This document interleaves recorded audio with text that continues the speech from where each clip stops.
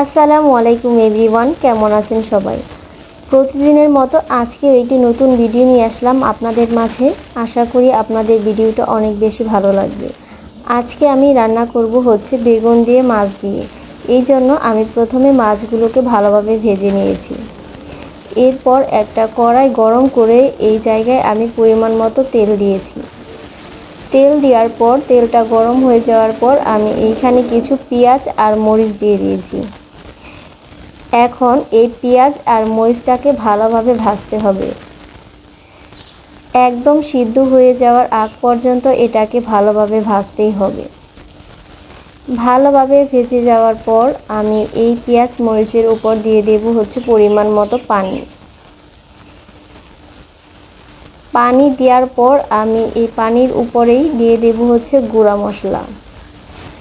আমি এইখানে এক এক করে হলুদ গুঁড়ো, মরিচ গুঁড়ো, তারপর হচ্ছে ধনিয়া গুঁড়ো, লবণ দিয়ে দেব। এরপর আমি এগুলো ভালোভাবে নেড়েচেড়ে মিশিয়ে নেব। আমি কিন্তু এই রান্নাটায় কোনো প্রকার বাটা মশলা ব্যবহার করব না, গুঁড়ো মশলা দিয়েই আমি আজকে রান্নাটা করব। এভাবে আমি এই মশলাটাকে কষিয়ে নেব।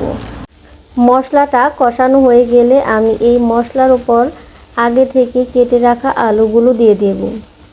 এবার আমি এই মশলার সাথে আলুগুলো ভালোভাবে মিশিয়ে নেব।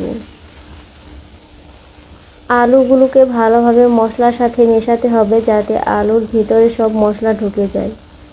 এরপর আমি অল্প পরিমাণ পানি দিয়ে আলুটা সিদ্ধ করে নেব।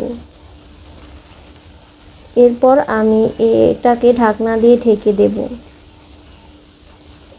সিদ্ধ হওয়ার আগ পর্যন্ত অপেক্ষা করব। যখন মশলা থেকে উপরে তেল ভেসে আসবে তখন আমি এই মশলার উপরে দিয়ে দেব হচ্ছে আগে থেকে কেটে রাখা বেগুন। এই বেগুনগুলো মশলার সাথে এখন ভালোভাবে কষিয়ে নিতে হবে যাতে বেগুনের ভিতর সবগুলো মশলা ঢুকতে পারে। এরপর আমি একটু পরিমাণ পানি দিয়ে এটা ভালোভাবে কষিয়ে নেব। এখন আমি ঢাকনা দিয়ে ঢেকে দেব যাতে বেগুনগুলো আর আলুগুলো ভালোভাবে সিদ্ধ হতে পারে। এরপর আমি ঢাকনাটা উঠিয়ে নেব।